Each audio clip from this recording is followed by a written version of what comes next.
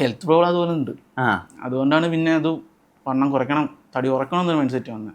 അത് ഡോക്ടർ പറഞ്ഞു എൻ്റെ അടുത്ത്, പുള്ളി എടുത്തോന്ന് പറഞ്ഞു. അതിൻ്റെ കറങ്ങി നിന്നിട്ട് പറഞ്ഞു, എടാ ഇതുപോലെയാണ് കാര്യങ്ങൾ, വയറും തടിയൊക്കെ ഒന്ന് കുറയ്ക്കണം. കാരണം ഇപ്പോഴും ഇതൊക്കെ ഈ വയസ്സ് ഇതൊക്കെ ആണെങ്കിൽ കുറച്ച് കഴിയുമ്പോഴേക്കും നല്ല പണി കിട്ടുമെന്ന് പുള്ളി എന്നെ എടുത്ത് പറഞ്ഞു. ഓക്കെ പറഞ്ഞപ്പോൾ ഒക്കെ ചെയ്യാമെന്ന് തോന്നി. അപ്പോഴേക്കാണ് വീടിൻ്റെ പണി വീണ്ടും രണ്ടാമത് റീസ്റ്റാർട്ട് ചെയ്തത്.